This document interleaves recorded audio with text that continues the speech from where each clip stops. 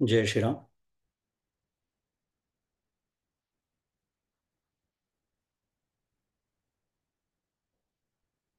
ज्ञानेश्वरी भावदर्शन आणि अध्याय क्रमांक 9.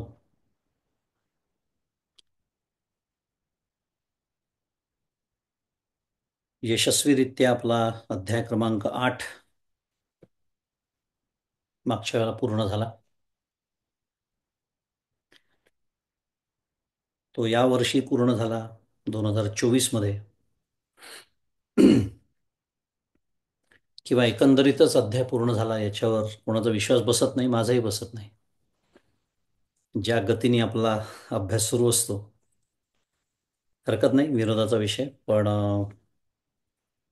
अभ्यास होणं महत्वाचं आहे.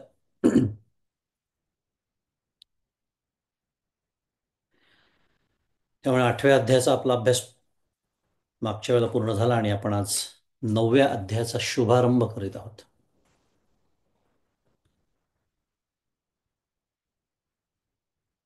अत्यंत महत्वाचा असा हा अध्याय म्हणूया. खूप पद्धतीने त्याचं वर्णन करण्यात येतं. आपण ते वर्णन सगळं अगदी काय म्हणूया, प्रास्ताविकाचा भाग म्हणून आपण आजच बघणार आहोत असं नाही. आपण ते वर्णन वेळोवेळी बघतच राहूया. पण तरी सुद्धा एक दोन तीन गोष्टी या अध्यायाबद्दल आपण निश्चित समजून घेऊ शकतो.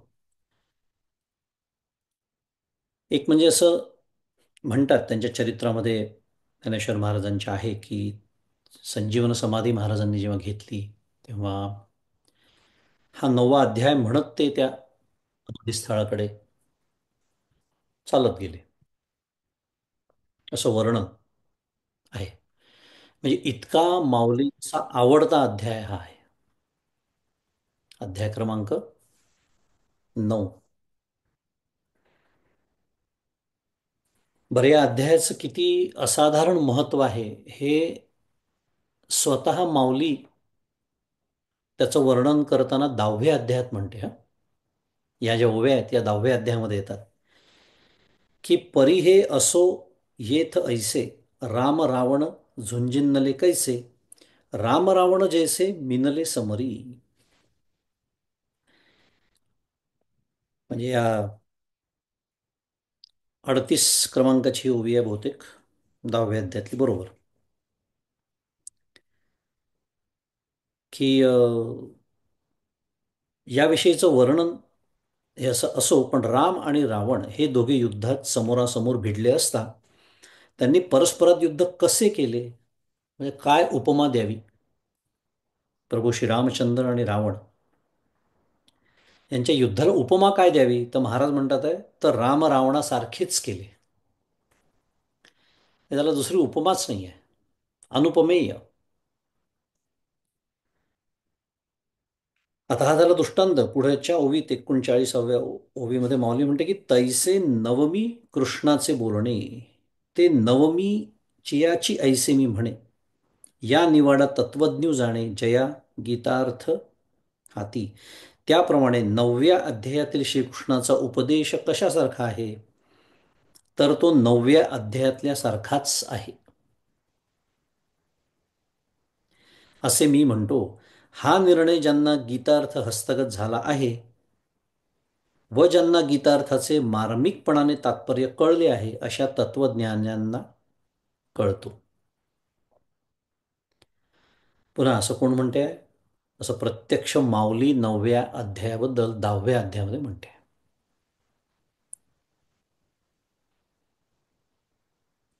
आणि नुसतं एवढं म्हणून थांबत नाही माऊली इथे, तर ज्ञानेश्वर महाराज त्यांचे सद्गुरू निवृत्तीनाथ जे समोर बसले आहेत त्यांना म्हणतात की तुमच्या कृपेने मी याचं वर्णन करू शकलो, नाही तर माझं काय सामर्थ्य आहे की मी 9व्या अध्यायावरती भाष्य करू शकेन. माझ्यासारख्याने काय म्हणावं.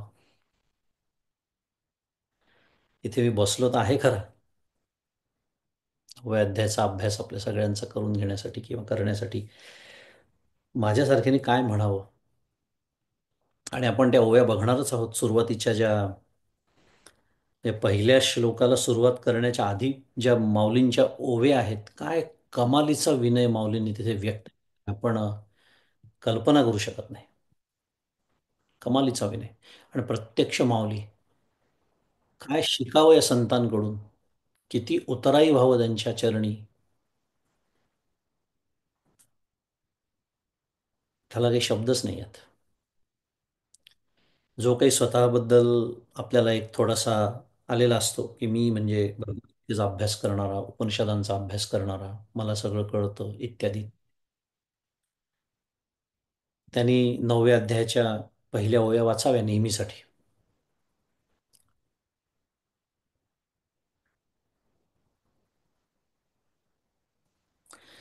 आणि आपण आधी पण बोललो होतो की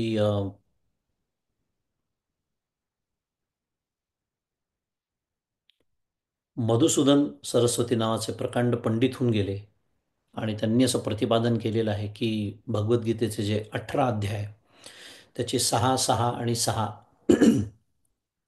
असे जे विभाग जर केले समजा, पहिले 6, 1 ते 6, 7 ते 12, मग 13 ते 18 असे जर विभाग केले तर पहिले 6 अध्याय हे त्वम पदाचं वर्णन करतात. आपल्याला महावाक्य माहिती आहे, तत् त्वम असी.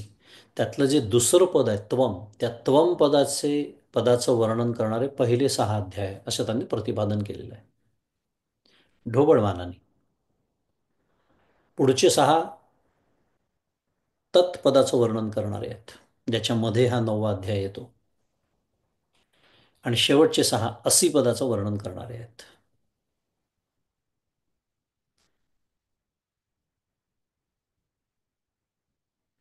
पण माऊली म्हणते की हा जो 9वा अध्याय आहे याच्यामध्ये 3ही पदांचं वर्णन आलेलं आहे. तत्त्वम असी. अत्यंत गूढ असं ते तत्वज्ञान.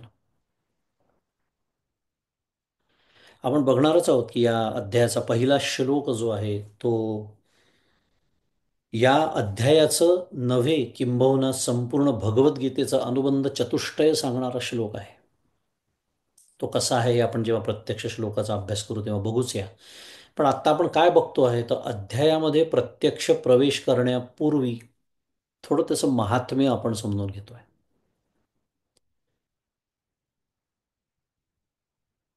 असा हा 9वा अध्याय आहे. आणि मी जसं म्हणालो की सुरुवातीच्या ज्या ओव्या आहेत 9व्या अध्यायातल्या, त्याच्यामध्ये माऊलींनी श्रोत्यांना अवधान देण्याविषयी प्रार्थना केली आहे. त्याच्यामध्ये आत्मविश्वास प्रकट केला आहे. पण त्याच्याबरोबरच अत्यंत विनय, कमालीचा विनय तिथे प्रदर्शित केलेला आहे. आणि त्याच्याच ओव्या आहेत, काहीतरी 30-35 ओव्या असतील साधारण, पहिला श्लोक सुरू होण्याच्या आधी. शेवटी नेहमीप्रमाणे निवृत्तीनाथांना म्हणजे त्यांच्या सद्गुरूंना म्हणावं लागलं की तुझा भाव आम्हाला कळला, आता आम्हाला भगवद्गीता सांग, असं म्हणालेत निवृत्तीनाथ. आणि मग सद्गुरूंची अशी आज्ञा झाल्यानंतर त्यांनी ते सांगायला सुरुवात केलेली आहे. असं साधनं, आपलं साधनं नाही, अनुबंध चतुष्टय मी जे म्हणालो त्याच्यामध्ये येईल तेव्हा विचार आपण करूया, अधिकारी काय, विषय काय आहे, संबंध काय आहे इत्यादी. जे अनुबंध चतुष्टयाचे सगळे प्रयोजन काय आहे, फल काय आहे इत्यादी, हे सगळे विचार तर त्याच्यात आलेलेच आहे. ऐश्वर्य योगाचं सुद्धा वर्णन या अध्यायामध्ये येतं. केवळ सगुणवादी, केवळ सगुणवादी म्हणजे काय, आता एक महत्त्वाचा विषय आहे. सगुण तर आहेच, पण केवळ हा शब्द खूप महत्त्वाचा आहे. केवळ याचा अर्थ जे भगवंताला एकदेशी समजतात. एकदेशी म्हणजे तरी काय, तर भगवंत फक्त मूर्तीमध्येच आहे, तो फक्त देवळातच आहे, तो फक्त माझ्या देवघरातच आहे, अशी जी भूमिका असते. आणि ज्या भूमिकेतून त्या सगुणाची उपासना केली जाते.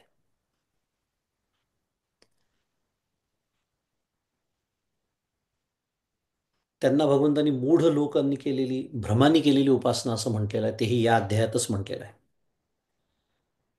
म्हणजे विचार केला तर अत्यंत गूढ, अत्यंत गहन असं तत्वज्ञान सांगणारा हा अध्याय. पण साधनेची सहजता सुद्धा याच अध्यायात सांगितलेली आहे भगवंतांनी. आता तुम्ही सहज कोणाला प्राप्त आहे, कोणत्या प्रकारच्या भक्ताला वगैरे सगळं वर्णन आपण अम, बघणारच आहोत या अध्यायाच्या निमित्ताने.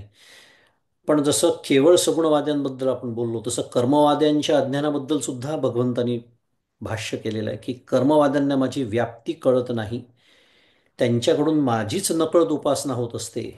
कारण यज्ञ कर्माचं पूर्वीच्या काळी प्रामुख्याने कर्माचं स्वरूप हे यज्ञ हे होतं. पण यज्ञाचा खरा भोगता कोण आहे हे न कळल्यामुळे यज्ञ करून सुद्धा म्हणजे कर्म करून सुद्धा काय होतं, किंवा सकाम कर्म किंवा सकाम उपासना करणारे जे भक्त त्यांची सुद्धा उपासना करून काय होतं, ती निरभिमानपूर्वक न घडल्यामुळे फलामध्ये फरक पडतो. जे फल प्राप्त होतं त्याच्यामध्ये फरक पडतो, इत्यादी असं सगळं वर्णन या 9व्या अध्यायामध्ये आलेलं आहे. आणि अजूनही अध्यायाचं एक वैशिष्ट्य सांगायचं झालं तर श्री भगवान उवाचनी सुरुवात आहे. म्हणजे आपल्याला 8व्या अध्यायात आपण बघितलं की अर्जुनाने प्रश्न विचारला. आठवतात ना आपल्याला? आपल्याला नक्कीच आठवत असणार, म्हणजे मी विसरलो पण तुम्हाला आठवत असणार आहे नक्की, मला खात्री आहे. 7 प्रश्न विचारले होते अर्जुनाने. अधिभूत म्हणजे काय, अध्यात्म म्हणजे काय, अधिदैवत म्हणजे काय, ब्रह्म म्हणजे काय, किम तद ब्रह्म किम अध्यात्मम किम कर्म पुरुषोत्तम, इत्यादी सुरुवात आहे. मग भगवंताने त्याचं उत्तर द्यायला सुरुवात केली आहे. या अध्यायामध्ये अर्जुनाला बोलायला संधीच नाही आहे. इतकं अर्जुनाचं प्रेम भगवंतांना असं ते उन्मळून आलेलं आहे म्हणूया, असं वाहत आहे ते प्रेम की भगवंतांनी श्री भगवान उवाच अशीच या अध्यायाची सुरुवात आहे.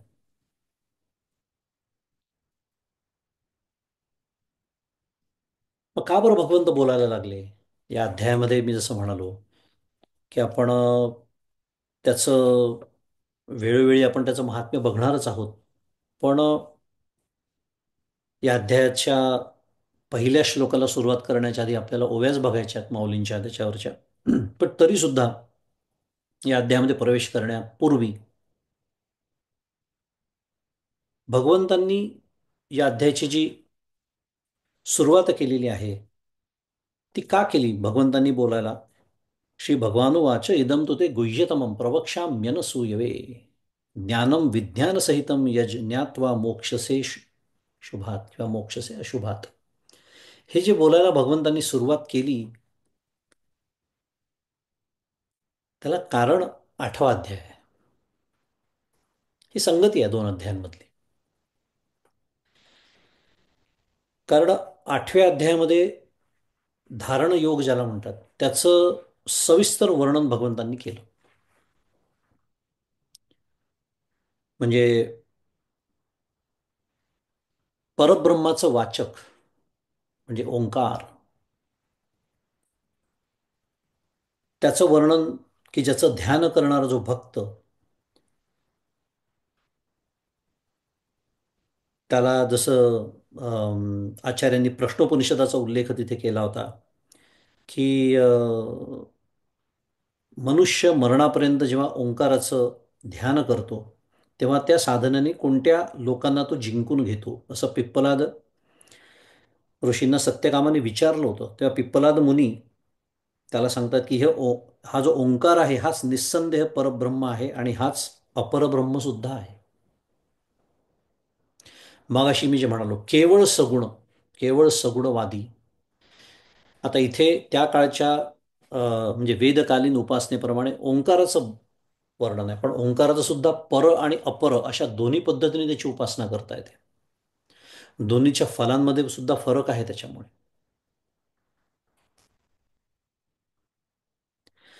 मुद्दा एवढाच की परब्रह्माचं वाचक म्हणून एखादी प्रतिमा, एखादं प्रतीक एखादं चिन्ह, या दृष्टीने जेव्हा मंद आणि मध्यम अधिकाराचे साधक तशी उपासना करतात, तेव्हा त्यांना काय प्राप्त होतं? तर त्यांना कालांतराने मुक्ती मिळवून देणारा जो मार्ग आहे त्याची प्राप्ती होते, ज्याचं वर्णन अर्चिरादी मार्ग आठवत असेल तर पुन्हा 8व्या अध्यायामध्ये आपण शिकलो होतो. हे सगळं वर्णन तिथे आलेलं आहे. आणि दुसरा मार्ग तर अर्थात धूम्र मार्ग, एक अग्निर्ज्योतिर्ह शुक्ल षण्मासा उत्तरायणम असं म्हणून पहिला मार्ग, आणि दुसरा धूमोरात्रीस तथा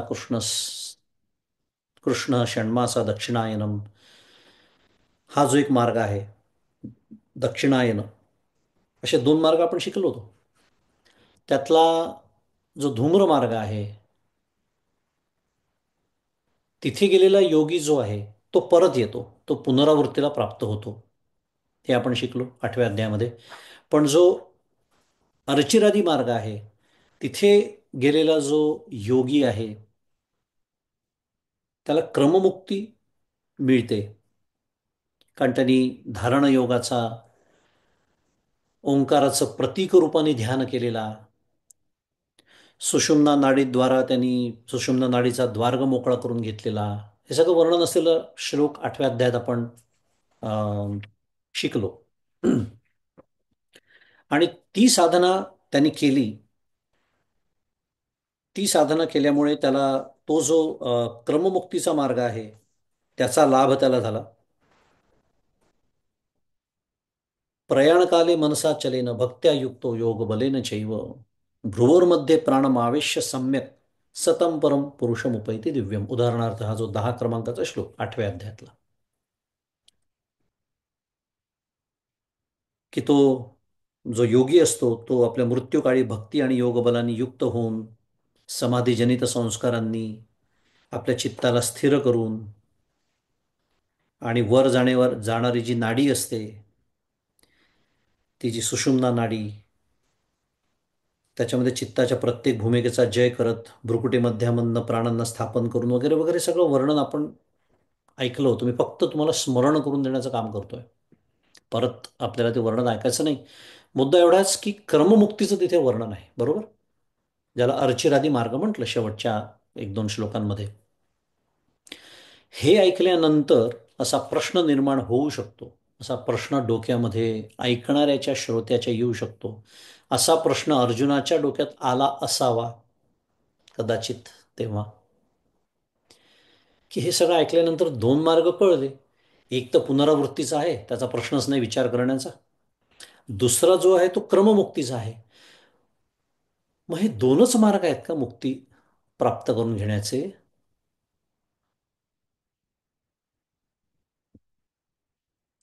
तिसरा मार्ग नाही आहे का, की जिथे थेट मुक्ती आहे, अशी टप्प्याटप्प्याने प्राप्त होणारी मुक्ती नाही, थेट मुक्ती आहे, असा एखादा मार्ग नाही आहे का? असा प्रश्न अर्जुनाच्या मनात किंवा श्रोत्याच्या मनात येऊ शकतो, आला असेल अर्जुनाच्या मनामध्ये. हे जाणून भगवंतांनी श्री भगवान उवाच इदम तुते गुह्यतम, पहिलंच जे पद आहे इदम, त्याच्यासाठी या अध्यायाची सुरुवात आहे. बरे, अत्यंत गूढ, अत्यंत रहस्यमय असं हे तत्वज्ञान, हे जो त्या तत्वज्ञानाचा अधिकारी आहे त्याचा अधिकार बघूनच सांगितलं जावं, सांगावं, कारण ज्याचा अधिकार नाही त्याला सांगून उपयोग नाही. परमपूज्य मंदाते छान मांडणी करतात की एखाद्याचा अधिकार नसताना त्याला एखादी गोष्ट सांगणं, याचा अर्थ काय होतो माहिती आहे का? त्याला नाउमेद करण्यासारखं आहे, म्हणजे हे तुला जमणार नाही बरं का, असं सांगण्यासारखंच झालं की नाही. एखादी कठीण गोष्ट एखाद्याला अधिकारी नसताना सांगणं, आणि म्हणून ज्याचा अधिकार आहे त्याला सांगितलं आणि त्याला ती सांगावी असं सुद्धा त्या पहिल्या श्लोकामध्ये तो विचार येणारच आहे. की का म्हणून अ, जो अधिकारी आहे त्याला अगदी अ, जरूर सांगावं, पण जो नाही त्याला तो सांगून उपयोग नाही. या पद्धतीचं, म्हणून राजविद्या राजगुह्यम असं एक गुह्य तत्वज्ञान. याचं कारण आहे, आपण आता म्हणजे आपण असं शिकणार आहोत भगवंतांकडनं की हा जो आता तिसरा मार्ग आहे, जो थेट मुक्तीचा मार्ग देणारा मार्ग, त्याच्याबद्दल या अध्यायामध्ये सगळं वर्णन आलेलं आहे. तर आपण मला वाटतं एवढी प्रस्तावना तर पुरेशी आहे. जाता जाता आपण तसंही त्याचं महात्म्य बघणारच आहोत.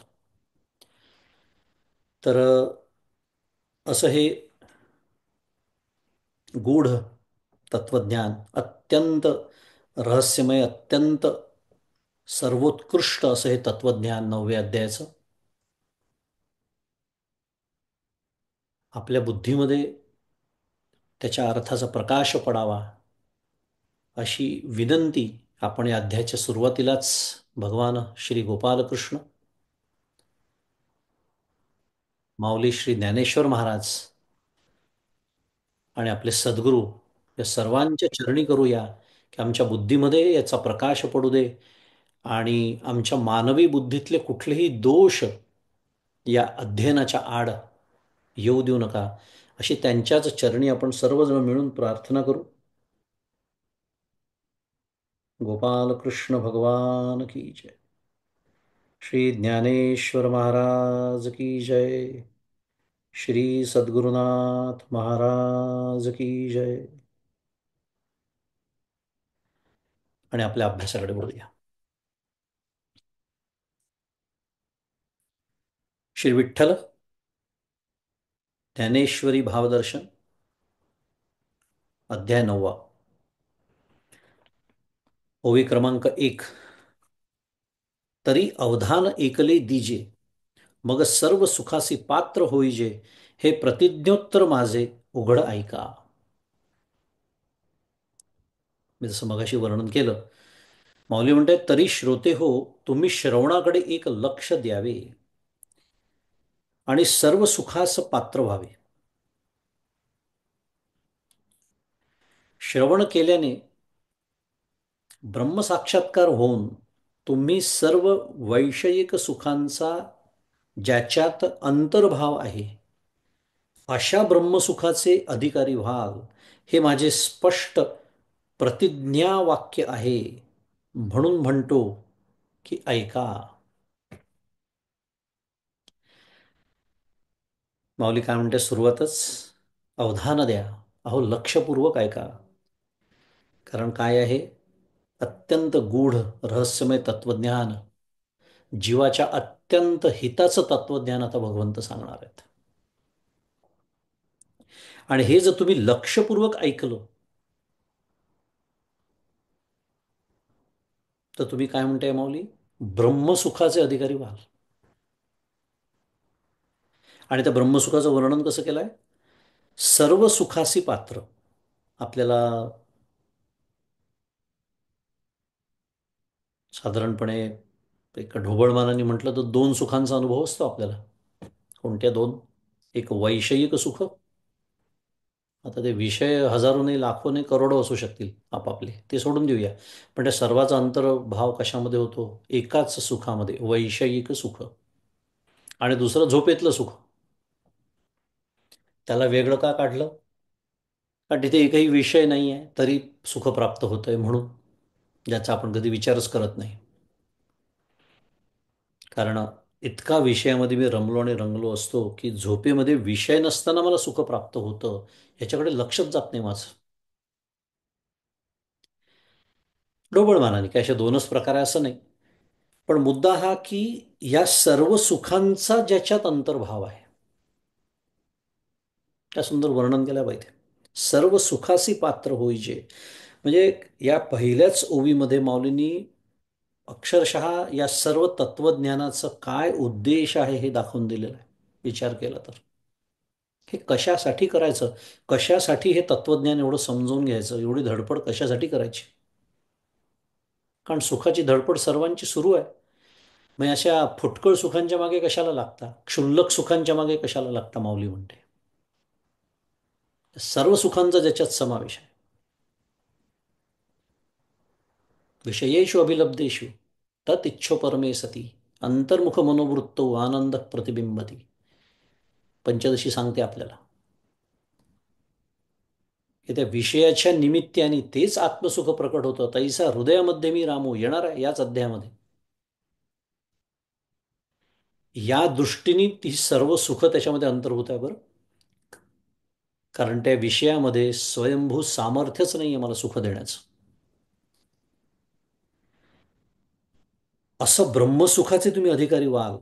आणि माऊलींचा आत्मविश्वास पहा. हे माझं काय म्हणतात आहे माऊली? हे माझं प्रतिज्ञा वाक्य आहे.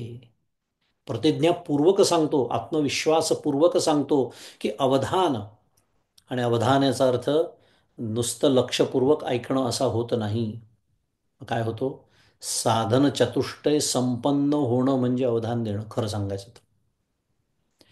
कारण अवधान तर आपण देतोच, बरेच जण प्रयत्नपूर्वक देतो की नाही, म्हणजे अशी माझी श्रद्धा आहे, म्हणजे तुम्ही देता म्हणून. पण तरी आपलं काम का होत नाही? कारण नुसतं ऐकून नाही ना चालत. मी नुसतं ऐकतो. ऐकणं आणि श्रवण करणं याच्यात फरक आहे. श्रवणाची व्याख्या आपण बऱ्याच वेळा शिकतो.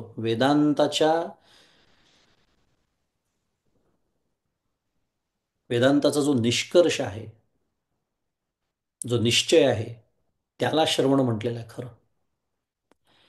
आणि तो होण्यासाठी साधन चतुष्टय संपन्नच व्हावं लागतं. आणि तो जो होतो तो ब्रह्मसुखाचा अधिकारी होतो. हे माझं प्रतिज्ञा वाक्य आहे, माऊली म्हणते. पण असं म्हणजे माझ्याकडे लक्ष द्या म्हणजे तुम्हाला हे प्राप्त होईल असं जर मी तुम्हाला म्हटलं, तुम्हाला काय वाटेल? बापरे, फारच यांना अहंकार दिसतोय स्वतःच्या वक्तव्याबद्दल. असं कोणाला वाटू नये असं पटकन बहुतेक माऊलींना वाटलं असावं. म्हणून फक्त या पहिल्या एका ओवीमध्ये माऊली म्हणाल्या की मी अशी प्रतिज्ञा करतो, लक्षपूर्वक ऐका. पण हे लक्षपूर्वक ऐका असं म्हणणं म्हणजे जणू काही तुमचं लक्ष नाही माझ्याकडे, अवधान नाही असं म्हटल्यासारखं होतं. असं त्या श्रोत्यांना वाटू नये असं माऊलींना वाटलं. कारण पुढे प्रत्यक्ष त्यांचे सद्गुरू सुद्धा बसलेले आहेत. सर्व काय म्हणूया, सर्व श्रोत्यांचे प्रतिनिधी म्हणून त्यांचे सद्गुरू बसलेले आहेत समोर. कल्पना करू शकतो आपण, मी तर अनेक वेळा बोलतो की कसं ते दृश्य असेल ना. माऊलींचं वय काय त्यावेळेला, माऊली कोणत्या ग्रंथावरती भाष्य, विलक्षणच असेल ते सगळं. म्हणजे एक छोटासा मुलगा, आपण त्यांना माऊली म्हणतो पण वयामनी पाहिलं तर एक छोटासा मुलगा आपण ज्ञानेश्वरी सांगतोय.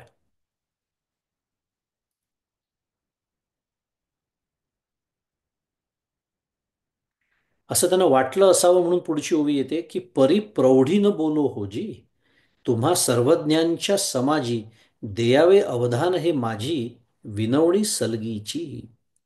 परंतु महाराज, तुमच्या सर्वज्ञांच्या समाजामध्ये मी विद्वत्तेच्या गर्वाने बोलत नाही हो. अर्थात लक्ष द्या, ही माझी आज्ञा नसून लढिवाळपणाची विनंती आहे, माऊली लगेच म्हणते. विनंती आहे लढिवाळपणाची. आणि लढिवाळपणा आपण कोणाजवळ करतो? जे आपल्या प्रेमाचे आहेत त्यांच्याच जो लढिवाळपणा करतो की नाही. जे आपल्या अनोळखी आहेत, जिथे औपचारिकता आहे, नुसती तोंड ओळख आहे, तिथे लढिवाळपणा करू का आपण? नाही. मग आता ते श्रोते सुद्धा किती भाग्यवान असले पाहिजे, म्हणजे आहेतच, माऊलींच्या मुखातून प्रत्यक्ष निवृत्तीनाथांच्या उपस्थितीत ज्ञानेश्वरी श्रवण करतायत. पण माऊली ज्यांना आपलं म्हणते, ह्याही दृष्टीने किती भाग्यवान असतील की त्यांच्याशी लढिवाळपणा माऊली करते. का जे लळे लळे सरती, मनोरथांचे मनोरथपूर्ती, जरी माहेरे श्रीमंते होती तुम्हा ऐसी. की जर तुमच्यासारखे श्रीमंत आईबाप असतील तर मुलांच्या लाडांचेही लाड मान्य होतात आणि मनोरथांचेही मनोरथ पूर्ण होतात. माऊली दृष्टांत देते. एखादा श्रीमंत आईबाप असतील तर त्या मुलाचे तर लाड पुरतातच. माऊली म्हणते की लाडांचेही लाड किंवा मनोरथांची मनोरथ जसे पूर्ण होतात त्याप्रमाणे 4 क्रमांकाची ओवी, तुमचे या दिठीवेया चिये बोले, सासिन्नले प्रसन्नतेचे मळे, ते सावली देखोनी लोळे श्रांतु जिमी. की महाराज तुमच्या दृष्टीच्या ओलाव्याने माझ्या प्रसन्नतेचे मळे विकसित झाले आहे. काय सुंदर वर्णन करते माऊली. साध्या भाषेमध्ये मला प्रसन्न वाटतं आहे हे तुमच्यासमोर सांगताना. पण कशामुळे? तर तुमच्या दृष्टीच्या ओलाव्याने.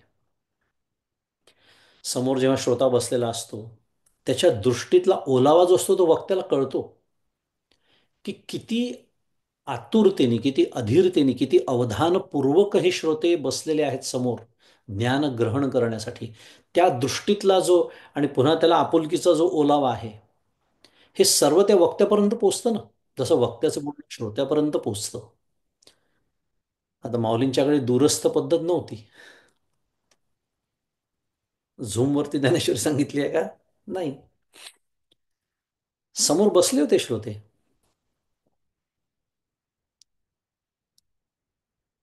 माऊली छान वर्णन करते की तुमच्या दृष्टीच्या ओलाव्याने माझ्या प्रसन्नतेचे मळे विकसित झाले आहेत. आणि मग त्या मळ्यातील गार सावली पाहून शरमलेला मी तिथे लोळत आहे, माऊली म्हणते. म्हणजे त्या ओलाव्यामध्ये ते तिची सावली आहे त्याचा मीच आनंद घेतोय. काय माऊली श्रोत्यांचा म्हणून कमालीचा विनय.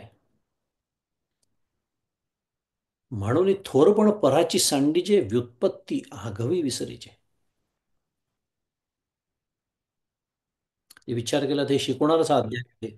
आणि हे मला जमेल तेव्हा जै जगा धाकुटे होईजे तै जवळी तुम्हाला. भगवंताची जवळीक करायची असेल ना तर हे सगळं बाजूलाच ठेवावं लागतं. कारण तोच तर आडवा येतो परमार्थामध्ये. विवेक चूडामणीमध्ये आपण शिकतोय शत्रू, आचार्य शत्रूच म्हणतात त्याला, अहंकार.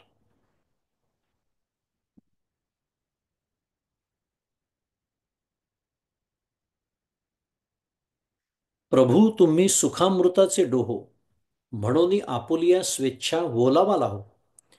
येथही जरी सलगी करू बिहो, तरी निवो केपा. की माझा आपलेपणाने अंगीकार करणारे हे समर्थ स्वामी, तुम्ही सुखामृताचे डोह आहात, म्हणून आम्ही स्वेच्छेने त्यातील किंचित ओलावा घेत आहोत. आणि या ठिकाणीही लढिवाळपणा करण्यास जर आम्ही भ्यालो, म्हणजे येथही जरी सलगी करू बिहो, म्हणजे या ठिकाणी आम्ही लढिवाळपणा करण्यास भ्यालो तर आम्ही कुठे बरे शांत व्हावे? म्हणजे असं लढिवाळपणा तुमच्याजवळ आम्ही नाही करणार तर कुठे करणार? मग आम्ही शांत व्हायचं कुठे?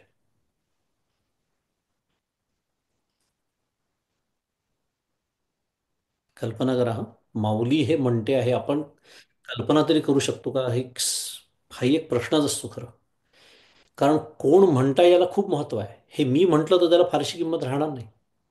कारण ऐकणारा म्हणेल, मनातल्या मनात म्हणेल, मोठ्याने नाही म्हणणार, तुमची लायकीच ती आहे.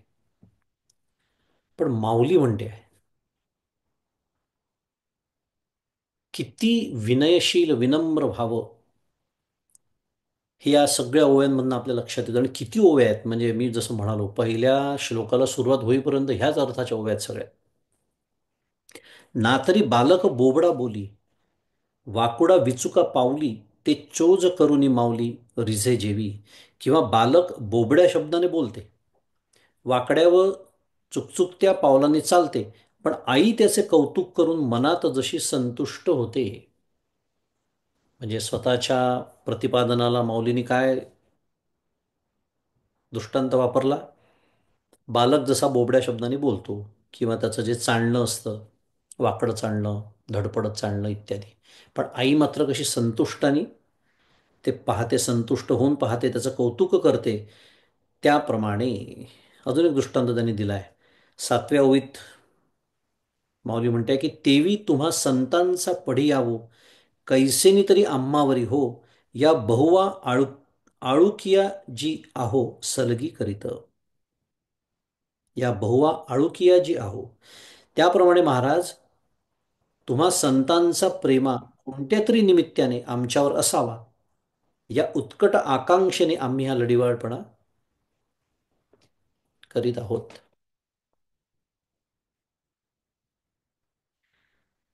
वाचुनी माझिये बोलतिये योग्य ते, सर्वज्ञ भवादृश श्रोते, काय धड्यावरी सारस्वते पढो शिकीजे. माऊली पुढे म्हणते की माझ्या बोलण्याचा अधिकार नसताना, काय म्हणते माऊली, मी पुढे वाचतच नाही आहे. माझ्या बोलण्याचा अधिकार नसताना वाचुनी माझी बोलतीये योग्य ते. आणि मला वाटतं ज्ञानेश्वरीवर रामकृष्ण हरी पुढचं वाक्य लक्षात आलं असेल तुमच्या.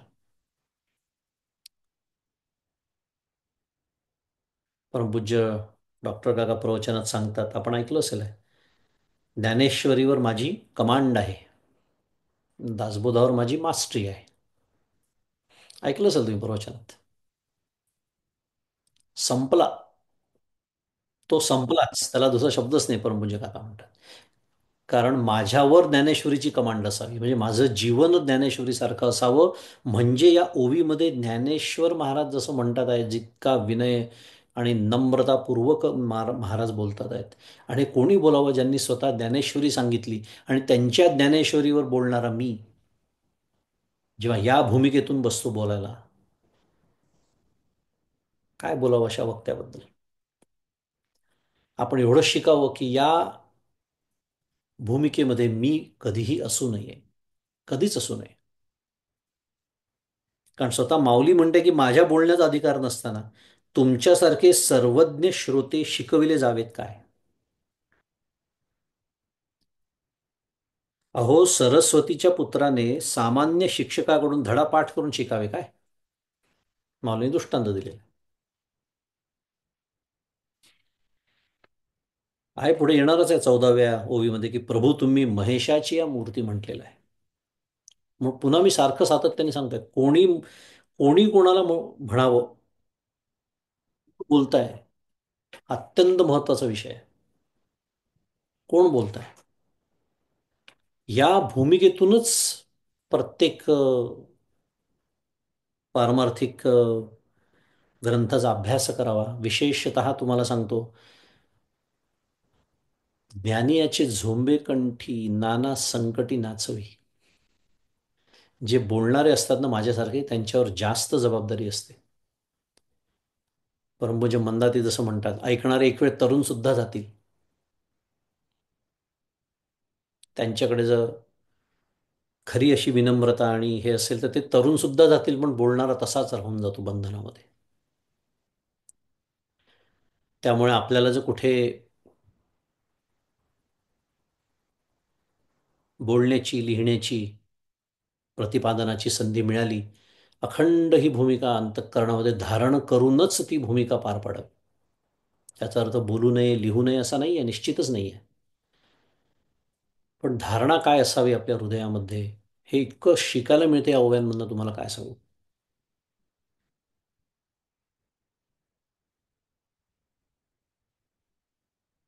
पुढे 9 क्रमांकाच्या ओवीत माऊली म्हणते की अवधारा आवडे तेसणा धुंदुरू, परी महाती निर्वे काय करू, अमृताची या ताटी वो गुरु, ऐसी रससोय कैची. असे लक्षात घ्या की वाटेल तेवढा मोठा काजवा असला तरी पण सूर्याच्या महातेजापुढे शोभत नाही. काय माऊलीने दृष्टांत द्यावा, किती मोठा काजवा घ्या, सूर्यापुढे टिकेल का तो. नाही. त्याप्रमाणे मी तुम्हा सर्वज्ञांच्या समाजात शोभत नाही. पण याला मी तरी काय करू. अमृताच्या ताटात वाढता येईल अशी योग्य मिष्टान्ने कशी असणार. काय सुंदर बोलते बा माऊली. हा माझा दोष नाही आहे, माऊली सांगतात आहे. कारण कितीही उत्कृष्ट मिष्टान्न केलं तरी ते अमृताच्या ताटात वाढता येईल का. नाही. त्यामुळे करून करून मी काय करणार आहे, मी मिष्टान्नच करणार आहे. पण तुमची ताटं अमृताची आहेत. हा हो हिमकरासी विंजणे की नादापुढे ऐकवणे, लेणी असी लेणे हे कही आथी. अहो, शीतल किरणे असलेल्या चंद्राला पंख्याने वारा घालणे, माऊलींच्या कल्पना म्हणजे फक्त माऊलींच्याच कल्पना असतात. किंवा नाद ब्रह्मापुढे गायन ऐकविणे, किंवा अलंकाराला अलंकार घालणे, असे कधी असते काय? काय सुंदर वर्णन केलेलं आहे. अलंकारच आहे, त्याला आपण अलंकार घालतो का? अलंकार आपण आपल्याला घालतो किंवा देवाला घालतो सजवण्यासाठी. अलंकाराला अलंकार घालता येईल का? किंवा पुढे म्हणते मौली, सांगा परिमळे काय तुरुंबावे, सागरे कवणे ठाई नहावे, हे गगनची आडे आघवे, ऐसा पवाडू कैचा. की सांगा सांगा, सुगंधाने कशाचा वास घ्यावा? आपण सुगंधाचा वास घेतो, सुगंधाने कशाचा वास घ्यावा? समुद्राने कुठल्या तीर्थात स्नान करावे, हे संपूर्ण आकाशच ज्याच्यात साठवले जाईल, असा अवकाश कोणता?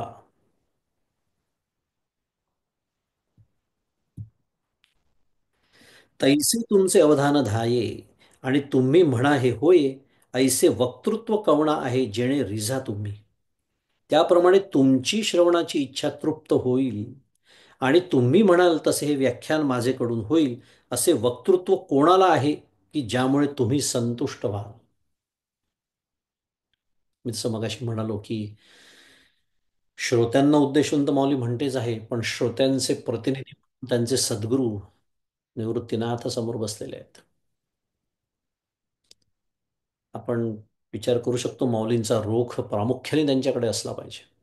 श्रोत्यांना उद्देशून तर ते म्हणतातच आहेत, प्रश्नच नाही. की तुमची श्रवणाची इच्छा तृप्त होईल किंवा तुम्ही संतुष्ट व्हाल, असं व्याख्यान माझ्याकडून होईल किंवा कोणाहीकडून होईल, असं वक्तृत्व आहे का कोणाकडे? असं ज्ञान आहे का कोणाकडे? तरी विश्व प्रकटती या गभस्ती, काय हातिवेनी न कीजे आरती, का चुळोदके अपापती अर्घ्यू नेदीजे. तरी पण विश्वाला प्रकाशित करणाऱ्या सूर्याची हातात धरलेल्या वातीने आरती करू नये काय? किंवा सर्व पाण्यांचा स्वामी असलेल्या समुद्राला चुळकाभर पाण्याने अर्घ्य देऊ नये काय?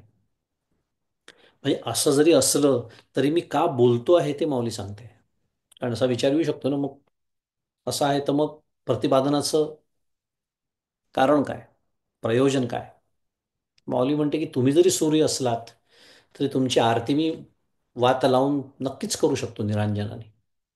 तुम्ही समुद्र असला तरी चुळकाभर पाण्याने अर्घ्य देऊ शकतो. प्रभू तुम्ही महेशाची या मूर्ती, आणि मी दुबळा अर्चितसे भक्ती, म्हणून बोल जरी गंगावती तरी स्वीकाराल की प्रभू तुम्ही शंकराच्या मूर्ती आहात. मी दरिद्री तुमची श्रद्धा प्रेमपूर्वक पूजा करीत आहे, म्हणून माझे बोल निर्गुडीसारखे जरी असले तरी पण स्वीकारालच की हो. पुन्हा मी काय म्हणालो? कोण कोणाला म्हणत आहे? प्रभू तुम्ही महेशाची या मूर्ती.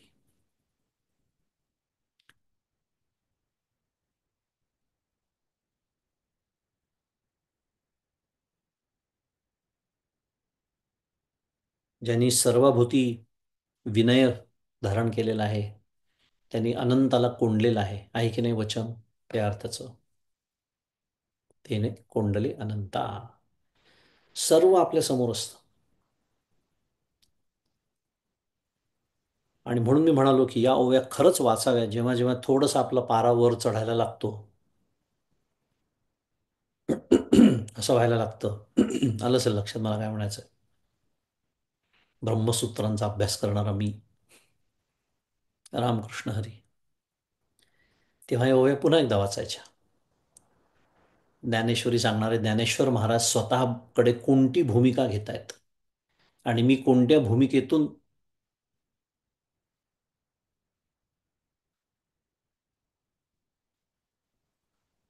अध्ययन आणि अध्यापन करतो. प्रभू तुम्ही महेशयाची मूर्ती म्हणतात आहेत. बाळक बापाची ताटी रिगे, आणि बापा तेच जेवू लागे, की तो संतोषलेनी वेगे मुखची गोडवी. हा सुंदर दृष्टांत माऊली देते आहे की लहान मूल जसं बापाच्या ताटात हात घालते आणि बापालाच भरवू लागते, त्यावेळी तो बाप देखील मनाला बरे वाटण्याच्या उतावीपणाने तोंडच पुढे करतो. बापाचंच ताट त्याच्यात हात घालून मुलगा भरवतो की नाही बापाला? तेव्हा बाप काय करतो?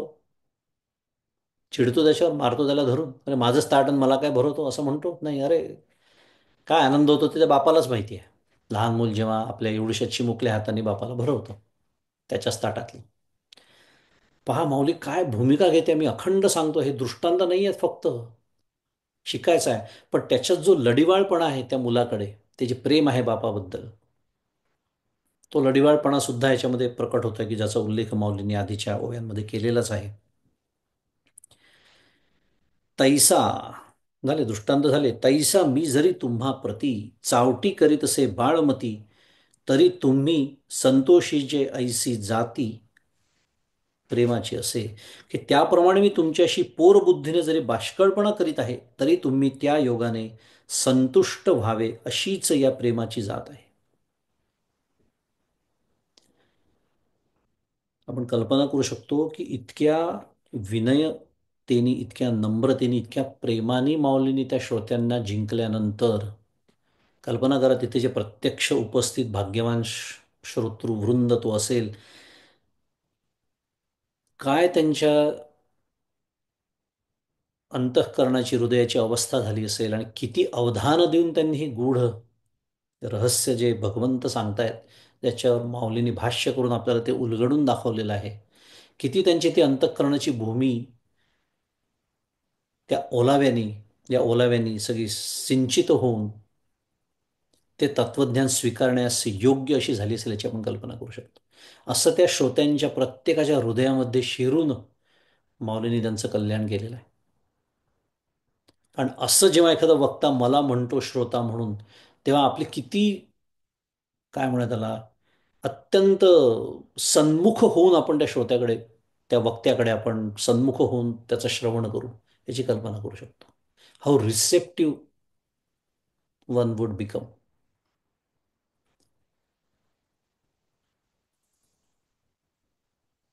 म्हणून माऊली म्हणते की मी जरी तुमच्याशी पोरबुद्धीने बाष्कळपणा करीत असलो, तरी तुम्ही त्या योगाने संतुष्ट व्हावे अशीच या प्रेमाची जात आहे.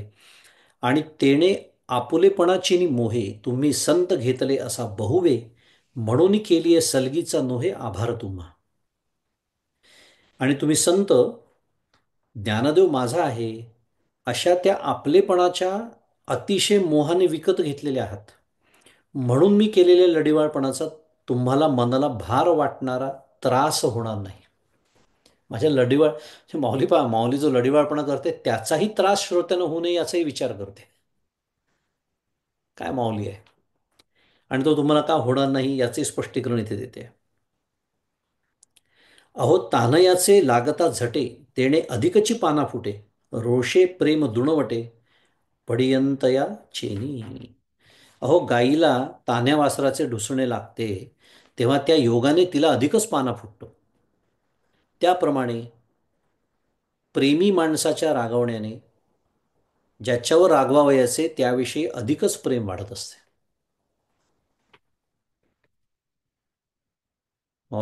म्हणे विरोधाभास आपल्यासमोर ठेवला आहे. प्रेम आणि राग, हा राग म्हणजे तर मराठीतला राग आहे बरं, संस्कृतमधला नाही. की ज्या प्रेमाचा जो मनुष्य असतो त्याच्यावर रागवायचं म्हणजे अधिकच प्रेम वाढत असते, कारण मुळात ते रागवणंच प्रेमातून असतं. म्हणून मज लेकुर वाचेनी बोले, तुमचे कृपाळूपण निदैले, ते चेईले ऐसे जी जाणवले, या लागी बोलिलो मी. म्हणून महाराज, माझ्या लेकराच्या बोलण्याने तुमचे झोपलेले ते कृपाळू पण जागे होईल, हे मला निश्चितपणे कळले, आणि याकरिताच मी अवधान द्या असे बोललो. पहिल्या ओळीचं स्पष्टीकरण, मी अवधान द्या मी मगाशी म्हणालो, हे फक्त पहिल्या ओळीत म्हणाले, बाकी त्याचं फक्त स्पष्टीकरण मावलं. मी असं का म्हणालो तुम्हाला, मी आज्ञा नाही केली, हे तर दुसऱ्या ओळीतच सांगितलं. ही विनंती आहे, ही प्रेमाची लढिवाळपणाची विनंती आहे, आणि ती मी तुमच्यासमोर करतो आहे, कारण तुम्ही म्हणण्यापेक्षा मी तुमच्या प्रेमाचा विषय आहे. इतकं प्रेम, इतकी आपुलकी, इतका ओलावा तुम्हाला माझ्याप्रती आहे. येरवी चांदिणे पिकविजत आहे चेपणी, की वारया घापत आहे वाहणी, हा हो गगनासी गवसणी घालीजे केवी. की येरवी चांदणे कोणी आढीत दडपण घालून पिकवित असतो काय, किंवा वाऱ्याला कोणी गतीच्या प्रवाहात घालीत असतो काय. अहो आकाशाला गवसणी कशी घालावी? ऐका पाणी वोथी जावे न लगे, नवनीती माथुला न रिगे, तेवी लाजिले व्याख्यान निगे देखोनी जयाते. ऐका, पाणी पातळ करावे लागत नाही,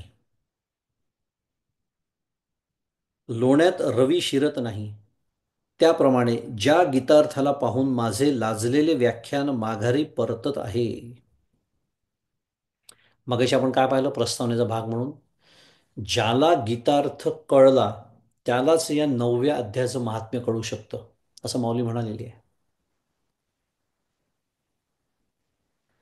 आणि माऊलींना गीतार्थ नक्कीच कळतो. आणि म्हणून माऊली म्हणते की त्या गीतार्थाला पाहून लाजलेले व्याख्यान माझे माघारी परतत आहे. म्हणून जे आपण बोललो ना 10व्या अध्यायातल्या ओव्या, त्याच्यासाठी सुरुवातीला आपण घेतल्या का? कारण निवृत्तीनाथांना म्हणजे आपल्या सद्गुरूंना माऊली म्हणते की तुमची कृपा आहे केवळ, म्हणून मी 9व्या अध्यायावरती व्याख्यान करू शकतोय.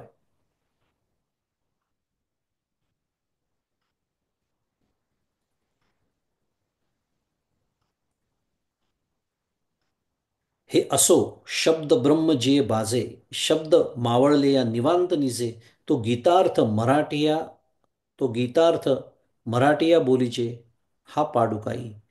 हे असो शब्दरूपी सूर्य मावळल्यानंतर परमात्म्याचे वर्णन करणारे शब्द नेती नेती म्हणून कुंठित झाल्यानंतर वेद ज्या बाजेवर निवांत झोपतो, तो गीतार्थ मराठी भाषेत सांगावा अशी माझी योग्यता आहे काय?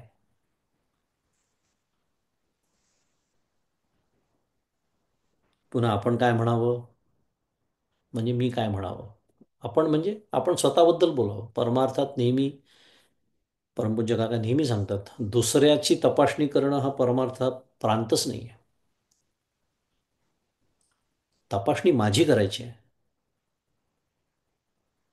कुठे जरी अहंकाराचा लवलेश असेल, बोलणारा मी, लिहिणारा मी, ताबडतोब हा अध्याय उघडायचा 9वा आणि या ओव्या वाचायच्या ताबडतोब. म्हणजे तेवढा सुद्धा प्रमाद माझ्याकडून घडू नये. तेवढा सुद्धा प्रमाद. कारण खूप खूप सूक्ष्म आणि खूप घट्ट आहे बरं अहंकार. कधी आपल्याला गाठतो आपल्याला कळत सुद्धा नाही. त्यांनी आपल्याला गाठलेलं आहे हे सुद्धा पहिले कळावं लागतं. हे सुद्धा कळण्याचं भाग्य असावं लागतं. इतकं आपण वाहवत जातो. इतका तो असा सर्रकन ज्याला म्हणतात, असा चढतो तो. नेहमीसाठी लक्षात ठेवायचे, या ओव्या उघडायच्या वाचायच्या. जर पाठ नसतील तर, पाठ असतील तर फारच छान.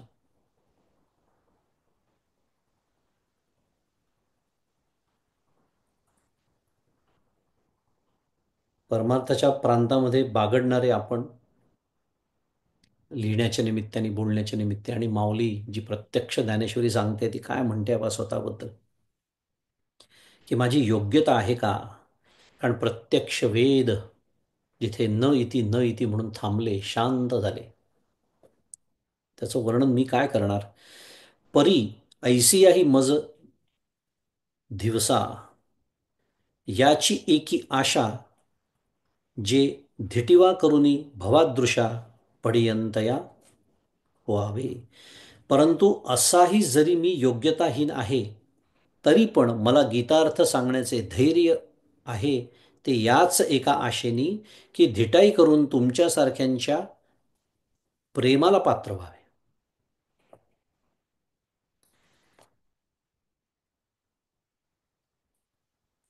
तरी आता चंद्रापासून निवविते, जे अमृताहुनी जीवविते, तेणे अवधानी की जे काढते, तेणे अवधानी की जे वाढते, मनोरथा माझी. तर आता चंद्रापेक्षाही अधिक शीतल करणारे, अमृतापेक्षाही अधिक जगविणारे जे आहे, त्या तुमच्या अवधानाने माझ्या इच्छेला वाढती करावी. आणि आपण 25वी ओवी घेऊया आणि आज थोडं लवकर थांबूया. का जे दिठीवा तुमचा वरुखे, तै सकळार्थ सिद्धी मतिपिके, येरवी कोंभेला उन्मेषु सुखे, जरी उदास तुम्ही. कारण जेव्हा तुमची दृष्टी कृपेचा वर्षाव करते, तेव्हा माझी बुद्धी सर्वार्थ ज्ञानाने पिकते. काय पुन्हा सुंदर वर्णन आहे. श्रोत्यांच्या कृपेचा जेव्हा वर्षाव होतो, तो ओलावा माझ्यापर्यंत पोचतो वक्ता म्हणून माऊली म्हणते, तेव्हा काय होतं? माझी बुद्धी सर्व सर्व ज्ञानाने पिकते. म्हणजे मी हे उत्तम असं भाष्य त्या भगवत गीतेवरती व्याख्यान करू शकतो. एरवी जर तुम्ही अवधान देण्याविषयी उदास असाल, तर नुकतेच अंकुरलेले ज्ञान सुकून जाईल. तर तुम्ही अवधान कशासाठी द्या? तर जो काही ज्ञानाचा एखादा कोंब उगवला असेल तो सुद्धा सुकून जाईल. कशाच्या अभावी? श्रोत्यांच्या अवधानाच्या अभावी. असं अत्यंत विनयशील होऊन, अत्यंत विनम्रपणे, अत्यंत लढिवाळपणे आणि श्रोत्यांच्या प्रती ते प्रेम व्यक्त करून माऊली अशी विनंती श्रोत्यांना करते. 25 क्रमांकाच्या ओवीपर्यंत आपला अभ्यास झालेला आहे आणि 33 पर्यंतच्या ओव्या आहेत. श्लोक क्रमांक 1 सुरू होण्याच्या आधी. पण आज आपण इथे थोडं एक 15 मिनिटं आधी थांबतो आहे. आणि जे काही आपण प्रस्तावना बघितली आज 9व्या अध्यायाची, त्याचं महात्म्य थोडंसं समजावून घेतलं, जेणेकरून आपली सुद्धा दृष्टी आणि तयार व्हावी, आपलं महात्म्य त्याचं चित्तावर आपल्या ठसावं, आपलं सुद्धा अवधान. माऊली हे सगळं आपल्यासाठी सांगते आहे.